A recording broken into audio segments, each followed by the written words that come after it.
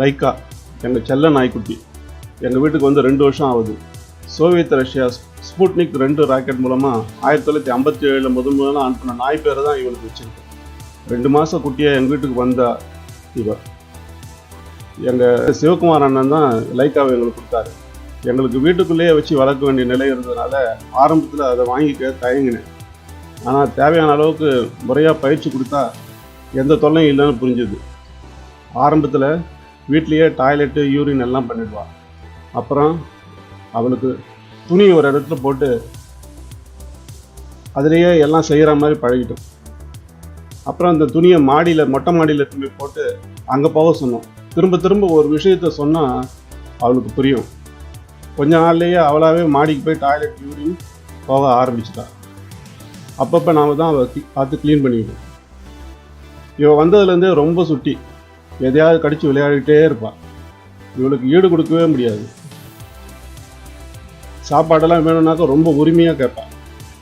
ரொம்ப க்யூரியாசிட்டி அதிகம். நாம் என்ன செஞ்சாலும் என்ன பண்ணுறோன்னு ஆராய்ச்சி பண்ணி பார்ப்பாங்க இந்த அம்மா. எங்கள் வீட்டில் எல்லாருக்கிட்டையும் ரொம்ப பாசமாக பழகுவோம்.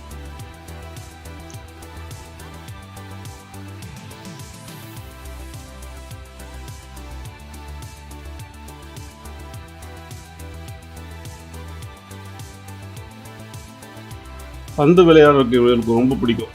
கரோனா வைரஸ் மாதிரி ஷேப்பில் ஒரு பந்து கிடைச்சிது. ஆன்லைனில் கூட இது கிடைக்குது. எங்கே இருந்தாலும் லைக்கா பால் கொண்டு வான்னு சொன்னாக்கா கொண்டு வந்து கொடுத்துருவாங்க. பந்தை தூக்கி போட்டால் கேட்ச் பிடிக்கிறது, ஓடி போய் கொண்டு வர்றது இவளுக்கு ரொம்ப பிடிக்கும். ஆனால் பந்தை மட்டும் நம்மக்கிட்ட கொடுக்கவே மாட்டாங்க. அந்த மாதிரிகிட்ட வந்து நம்ம பிடுங்கணும்.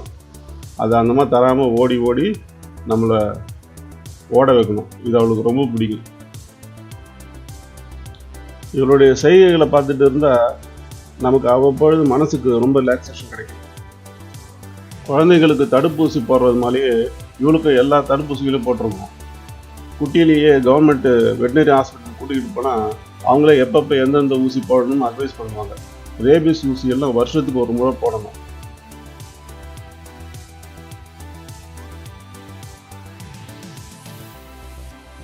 முடியும் போது பல் தேய்ச்சி விடலாம். இவ சாப்பிட்ற தட்டெல்லாம் எப்போவுமே ரொம்ப சுத்தமாக வச்சுக்கணும். அது பல நோய்களை வராமல் தடுக்கலாம்.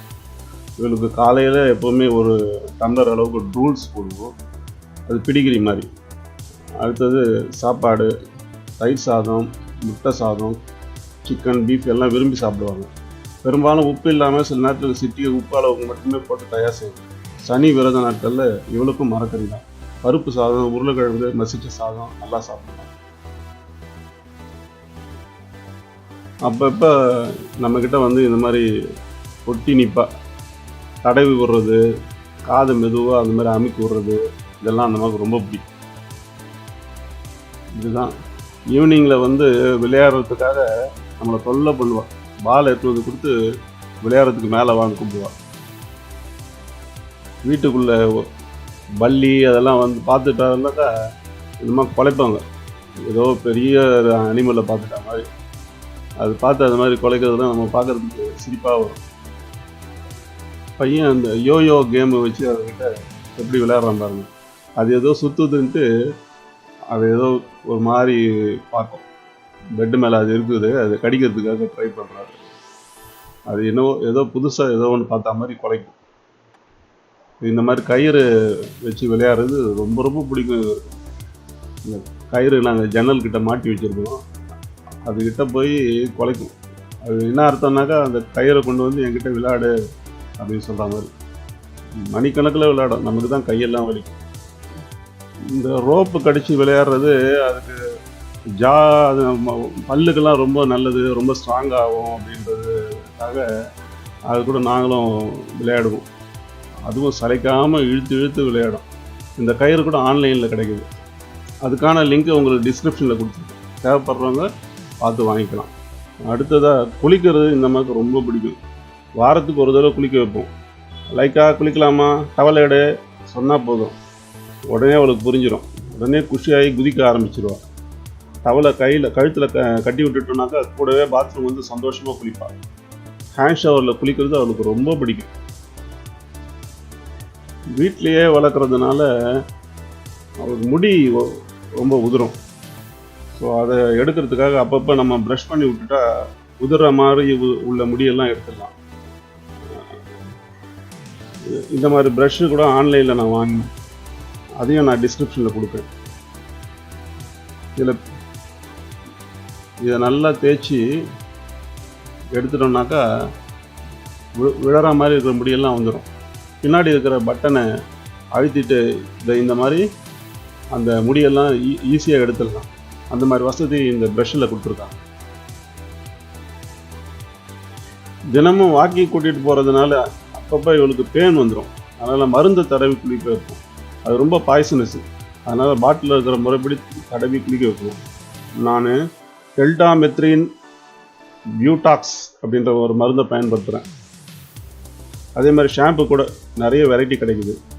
நான் முடி ஷைனாக மெத்துன்னு இருக்கணுன்றதுக்காக சென்ட்ரிமைடு சில்கி டச்ன்ற ஷாம்பு யூஸ் பண்ணுறேன்.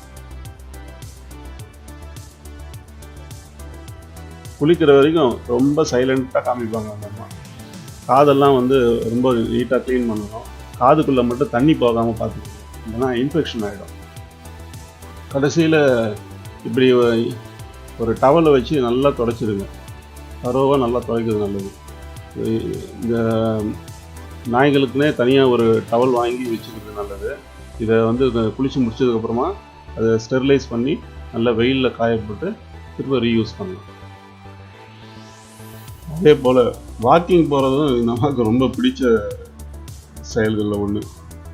வாக்கிங் போகிறதுக்குன்னு ஒரு தனியாக ஒரு பட்டையை வச்சுருக்கோம். அதை எடுத்தால் போதும் துள்ளி குதிக்க தொடங்கிடுவாங்க.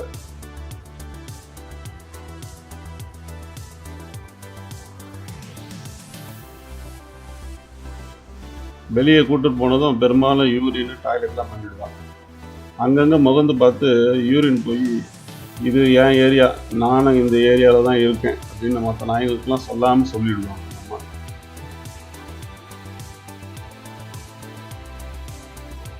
சமீபத்தில் இவருக்கு 2வது பர்த்டே வந்துச்சு. அதை நாங்கள் வீட்லேயே சிறப்பாக கொண்டாடினோம். குளிக்க வச்சு கேக்கெலாம் வெட்டி அன்றைக்கி நமக்கு சிறப்பு கவனிப்பு தான். உங்களுக்கும் இந்த மாதிரி நாய் வளர்க்கணும் ரொம்ப பிடிக்கும்னாக்கா வீட்லேயே தாராளமாக நாய் வளர்க்கலாம். போதுமான அளவுக்கு பயிற்சி கொடுக்கணும், அவ்வளவுதான்.